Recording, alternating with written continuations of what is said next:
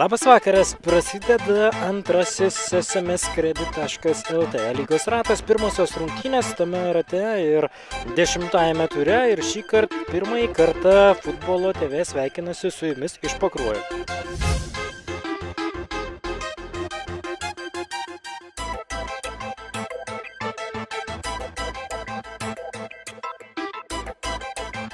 Štai tai pirmoji situacija ir atrodo, kad Marius Kižys siunčia kamuolį į vartus pačioje rungtynių pradžioje. Labai staigiai, man vardijant sudėtis, Marius Kižys išveda Tauragės Tauro komandą į priekį.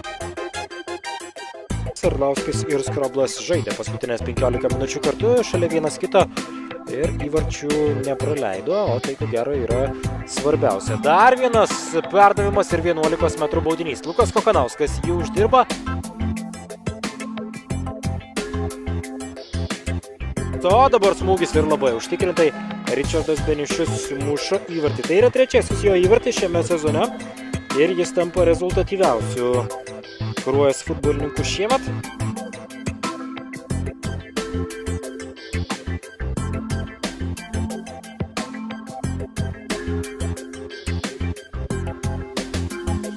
Dar vienas perdavimas link Ričardo Beniušio dabar.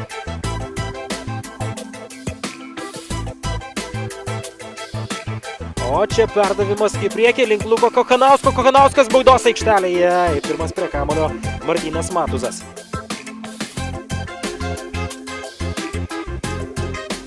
Kosentinis perdavimas Mantui Lėkiui. Nuošalėje nėra fiksuojamas smūgis.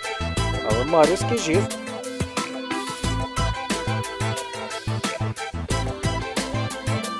Dar vienas smūgis ir tai galėjo būti tiesiog fantastika. Jeigu būtų įmušęs Andrius Lipskis.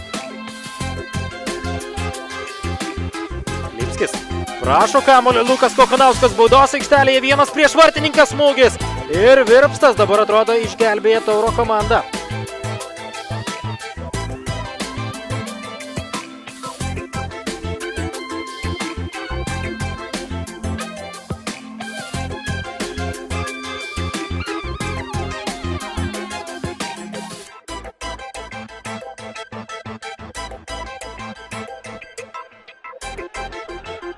Ir čia pavojinga situacija, Simonas Babilius, kamuolys vartose.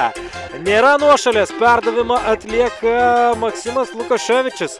Atrodo jo perdavimas ir Tauragės Tauras priekyje. Taip, nesuklydau. Tauragiškiai išsiveržia į priekį. 2-1 Simono Babiliaus įvartis. O Simonas Babilius įmušė dabar. Ir dar viena situacija ir vėl kamuolys vartose. Dabar jau pats Maksimas Lukaševičius. 3-1 atrodo Kruoja siunčiama ne tik į knockdowną, bet galbūt ir į knockoutą. Šiandien Tauras, pasakysiu atvirai, nusipelnė pergalės.